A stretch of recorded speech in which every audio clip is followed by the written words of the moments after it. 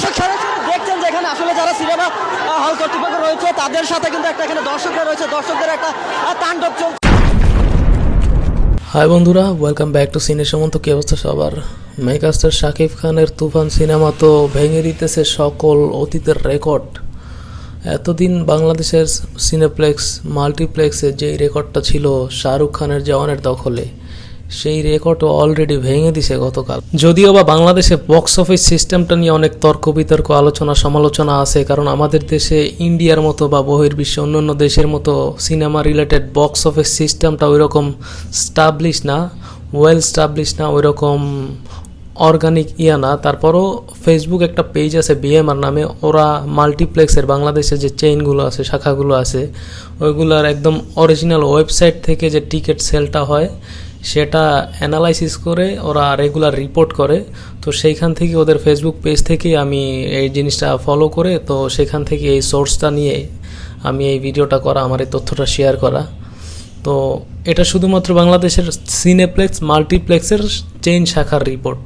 Single স্ক্রিনের report আলাদা। Single স্ক্রিনের রেন্টাল হিসেবে মিনিমাম গ্যারান্টি হিসেবে এমজিতে দেওয়া হয় হয়তো 50% অথবা একটা মনে করেন 10 লাখ 15 লাখে এক সপ্তাহের জন্য সিনেমা ভাড়া দেওয়া হয়। শাহরুখ খানের জওয়ান সিনেমা বাংলাদেশের মাল্টিপ্লেক্স থেকে যে কালেকশন ছিল সেটা হলো 8 দিন মিলিয়ে ছিল হচ্ছে 66 লাখ সামথিং প্লাস।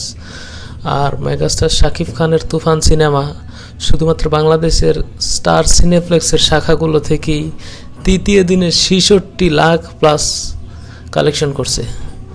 মাথা নষ্ট বক্স অফিস কালেকশন। বক্স অফিসের রেকর্ড ভেঙে চুরে চুরমার করে দিতেছে, নিজের রেকর্ড নিজেই ভাঙতেছে শাকিব খান। ওই তুফান বাংলাদেশের শুধুমাত্র সিনেপ্লেক্স মাল্টিপ্লেক্সের যে স্টার সিনেপ্লেক্সের শাখাগুলো থেকে ঈদের প্রথম দিন, বাংলাদেশে কোরবানির ঈদে মানুষ প্রথম দিন ব্যস্ত থাকে গরু কাটাকাটি নিয়ে, এটা নিয়ে সেটা নিয়ে, ফ্যামিলি নিয়ে, ঈদ নিয়ে ব্যস্ত থাকে। সেই প্রথম দিন স্টার সিনেপ্লেক্সের শুধুমাত্র মাল্টিপ্লেক্সের শাখাগুলো থেকেই 29,66,000 টাকা তুফানের কালেকশন ছিল। এদের দ্বিতীয় দিন ছিল 66 লাখ, ডাবলেরও বেশি, 66,65,000 সামথিং।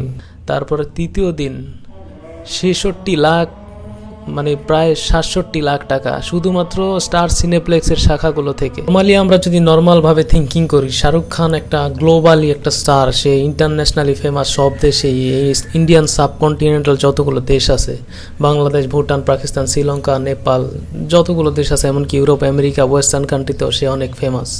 তার একটা নাম আছে, তার সিনেমা চলে। তো সেই গ্লোবাল স্টারের সিনেমা আমাদের দেশে স্টার সিনেপ্লেক্স বা যে মাল্টিপ্লেক্সের রেকর্ড তো আমাদের দেশে যে স্টার শাকিব খান, মেগাস্টার শাকিব খান, সেই ভেঙে দিল। আমার একটা কথা মনে পড়ে যেতেছে, যে ঝন্টু আঙ্কেল যে সবার হাসির পাত্র ইদানিং, সে একটা কথা বলতেছিল, আর ওই জাজ মাল্টিমিডিয়ার আব্দুল আজিজ বলছিল যে শাহরুখ খানের সিনেমার পাশে আমাদের দেশে শাকিব খানের সিনেমা লাগিয়ে দেন, শাকিব খানের সিনেমায় মানুষ দেখবে। তো সেই কথা তো অক্ষরে অক্ষরে ফলে যাইতেছে। শাহরুখ খানের 8 দিনের কালেকশনের রেকর্ড ভেঙে দিছে শাকিব খানের তুফান, তাও 3 দিনে, ভাবা যায়। আবার সেটাও শুধুমাত্র সিঙ্গেল স্ক্রিন না, মাল্টিপ্লেক্সের হিসাবে। সিঙ্গেল স্ক্রিন তো বাদই, 100 প্লাস, প্রায় 110টা প্লাস সিঙ্গেল স্ক্রিন, যেগুলো যে মধুমিতা, তারপরে যশোরের মনিহার টাইপের, ময়মনসিংহের ছায়াবাণী টাইপের, এই সমস্ত যেগুলা সিঙ্গেল স্ক্রিন আছে, সিঙ্গেল হল, এগুলা 100 প্লাস সিঙ্গেল হলে রিলিজ হয়েছে, যেগুলায় 10 লাখ 12 লাখ 15 লাখ টাকা এক সপ্তাহের চুক্তিতে রেন্টালে নেয় ওইসব হল মালিকেরা। কিছু কিছু আবার আছে এগুলা 10 লাখ 15 লাখ দেওয়ার পরও মিনিমাম গ্যারান্টি এমজিতে নেয় পার্সেন্টেজ শেয়ার, যে 50-50 বা 60-40 হিসাবে নেয়।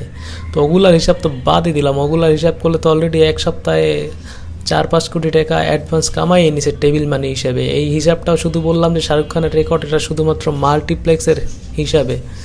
সিঙ্গেল স্ক্রিনে তুফানের জন্য মানুষ জামা কাপড় খুলে হলের মধ্যে নাচানাচি করতেছে, বাইরে টিকিট নাই, হলে হামলা করতেছে, ভাঙচুর করতেছে। মানুষ টিকিট না পেয়ে, সিনেমা দেখতে না পেরে ক্ষোভে রীতিমতো হল ভাঙচুর করতেছে। সিনেপ্লেক্সের টিকিট তো নাই। একটু আগে রায়হান রাফির একটা স্ট্যাটাস দেখলাম যে যমুনা ব্লকবাস্টারে শো বাড়াইছে, আপনারা ওইখানে গিয়ে দেখতে পারেন। স্টার সিনেপ্লেক্সের বাংলাদেশে কোনো শাখায় কোনো টিকিট নাই। আয় রে ভাই, একটা সিনেমার জন্য এই পরিমাণে ক্রেজ থাকতে পারে, যার জন্য রায়হান রাফি বলে রাখছে যে তুফান 2 যেদিন আসবে সেদিন বাংলাদেশ সব কিছু বন্ধ হয়ে যেতে পারে।